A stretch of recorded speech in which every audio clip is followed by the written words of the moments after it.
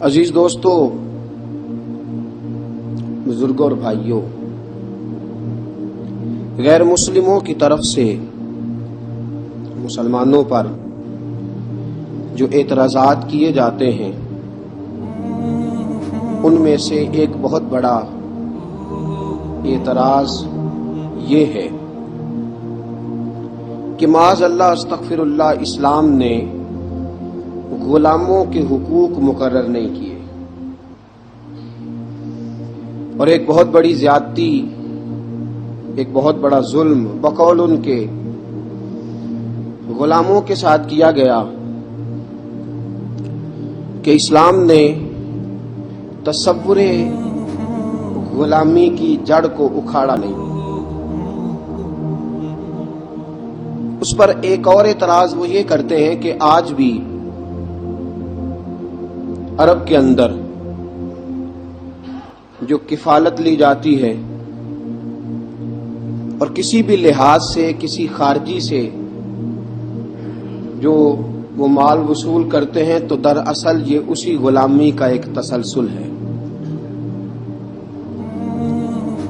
یہ بات اپنی جگہ پہ حقیقت ہے کہ مسلمانوں کی کوتاہیاں بہرحال کافروں کے لیے ایک اعتراض کا سبب بنتی ہیں، لیکن یہ مسلمانوں کی کوتاہی ہے، مسلمانوں کے دین کی کوتاہی نہیں، مسلمانوں کی کوتاہی دین کی نہیں۔ اور فرد کا جرم کبھی بھی معاشرے پر نہیں لگایا جا سکتا، وہ فرد کا جرم ہی رہے گا۔ جز کے جرم کو کبھی کل پر لاگو نہیں کیا جائے گا۔ مسلمانوں نے اگر اپنے ہی مسلمان بھائیوں کو صحیح حق ادا نہیں کیے تو یہ مسلمانوں کی کوتاہی ہے، نہ کہ اسے دین کی کوتاہی شمار کیا جائے۔ باقی رہ گیا معاملہ غلامی کا، تو میرے دوستو، اسلام نے جتنے غلاموں کے حقوق مقرر کیے ہیں دوسرا کوئی کر سکتا ہی نہیں۔ کسی کے پاس یہ قاعدہ ضابطہ ہے ہی نہیں۔ اقوام متحدہ کی قراردادیں یا سلامتی کونسل کا چارٹر یا پوری دنیا میں جتنی مہذب قومیں آج تہذیب کا دعویٰ کر رہی ہیں، جتنی مہذب قومیں آج اپنے اندر ایک منشور اور دستور لیے ہوئے ہیں، یہ بیچارے تو خود ہی اپنے بنائے ہوئے قانون خود روز بروز توڑتے پھرتے ہیں۔ اسلام نے جو قانون مقرر کیا اور اسلام نے جو قانون لاگو کیا ہے، اس قانون کے تو یہ گرد راہ تک نہیں پہنچ سکتے۔ یہ بات ہمیں مان لینی چاہیے کہ مسلمانوں میں کوتاہیاں بے شمار ہیں، اور ہماری انفرادی کوتاہیاں اب ہماری اجتماعی بگاڑ کا سبب بنتی جا رہی ہیں۔ چند دہشت گردوں نے پوری مسلم امہ کو دہشت گرد لوگوں کے سامنے واضح کر دیا۔ آج یہ حقیقت ہے کہ عرب کے اندر وہ تصور کسی نہ کسی رنگ میں موجود ہے کہ پاکستان سے، ہندوستان سے جو جاتا ہے اس کے ساتھ ان کے رویے وہ نہیں ہوتے جو ان کے رویے اپنے عربی لوگوں کے ساتھ ہیں۔ میرے دوستو، آج کی گفتگو میں ہم نے جس شخصیت کا انتخاب کیا ہے، جناب سیدنا حضرت بلال حبشی رضی اللہ تعالیٰ عنہ۔ کمر اچھا ہے فلک پہ، نہ ہلال اچھا ہے، نظر بھی نہ ہو تو دونوں سے بلال اچھا ہے۔ حضرت بلال حبشی پر گفتگو کرنے کا ہمارا ایک مقصد یہ بھی ہے کہ ہم بتلائیں کہ اسلام نے غلاموں کو عزت کیا عطا فرمائی ہے۔ دوسرا مقصد یہ ہے حضرت بلال پر بات کرنے کا کہ آداب عشق ضروری نہیں کہ کسی یونیورسٹی سے جا کر حاصل کیے جائیں، آداب عشق کبھی کبھی اللہ غلاموں کو بھی عطا فرما دیتا ہے۔ اور تیسرا حضرت بلال پر بات کرنے کا مقصد یہ ہے کہ یہ جو غریبوں نے بہانہ ڈھونڈ لیا ہے نا، ہم دین کی خدمت کر ہی نہیں سکتے، بہانہ یہ تو امیروں کا کام ہے، رئیسوں کا کام ہے، وہ کریں جن کو اللہ نے طاقت دی ہے۔ مجھے تو پیسے کما کے بچے پالنے سے فرصت نہیں، بہانہ ڈھونڈ لیا ہے، بہانہ کہ امیر ہی خدمت کر سکتا ہے، غریب کر ہی نہیں سکتا۔ تو حضرت بلال کی سیرت ہمیں بتلاتی ہے کہ جب غریب خدمت کرتا ہے تو وہ فاروق اعظم کا سردار بن جاتا ہے۔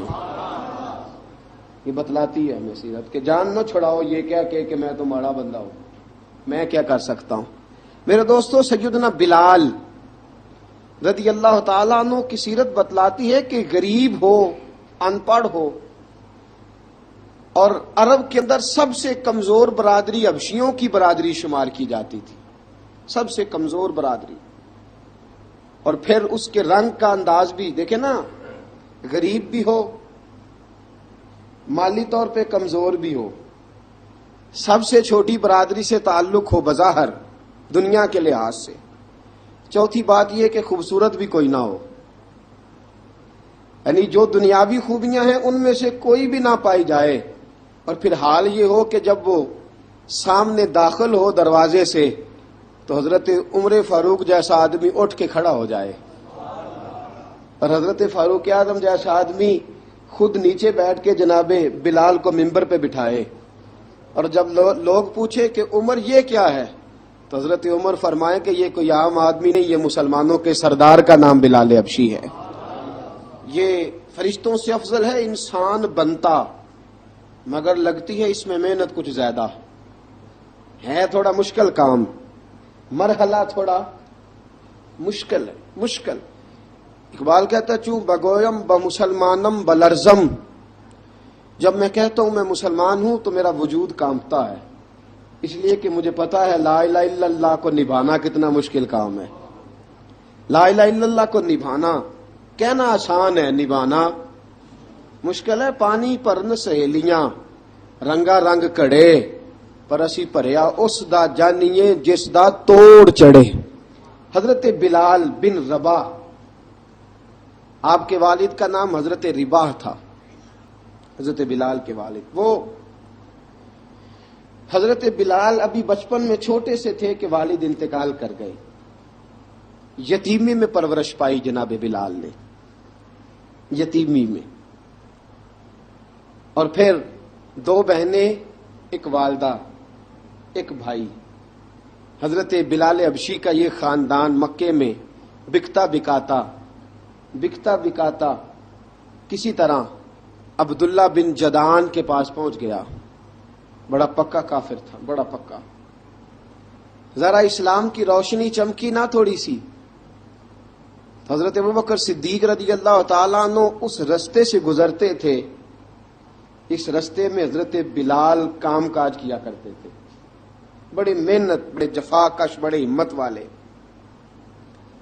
حضرت صدیق اکبر نے ایک دن روک کے کہا بلال کب تک تو اتنے خداؤں کو پوجتا رہے گا، کب تک تو اتنے خداؤں کو پوجے گا، جگہ جگہ ماتھا ٹیکے گا، یہ تجھے کبھی غلامی سے آزاد نہیں کریں گے۔ میں تجھے ایک دروازہ بتلاتا ہوں، اگر تو اس دروازے پہ آئے گا تو وہ تجھے مکے کی گلی سے اٹھا کے کعبے کی چھت پہ کھڑا کر دیں گے۔ گلی ہے میرے پاس، دامن مصطفیٰ سے جو بھی لپٹا وہ یگانہ ہو گیا، جس کے حضور ہو گئے اس کا زمانہ ہو گیا۔ حضرت بلال حبشی رضی اللہ تعالیٰ عنہ کو بات بتلائی، سلیم الفطرت آدمی تھے، سنجیدہ آدمی تھے، اچھا مزاج رکھتے تھے، فہم و فراست رکھتے تھے۔ جناب بلال نے کلمہ پڑھ لیا، کلمہ پڑھ کے نا تو سب لوگوں نے کہا، بہت سارے لوگوں نے اپنا اسلام چھپا کے رکھا ہوا تھا۔ دو واقعات ایسے ہوئے کہ حضرت بلال کا اسلام ظاہر ہو گیا۔ کسی کام سے بت خانے بھیجا عبداللہ ابن جدعان نے، بت خانے گئے تو لگے ہوئے تھے بت، کتار اندر کتار، بتوں کی کتاریں بنی ہوئی تھی۔ حضرت بلال نے مٹی اٹھائی اور بتوں کے منہ پہ مار کے کہنے لگے جو اپنا چہرہ صاف نہیں کر سکتے وہ کسی کو نفع نقصان کیا پہنچائیں گے۔ جو لوگ دیکھ رہے تھے انہوں نے آ کے عبداللہ ابن جدعان کو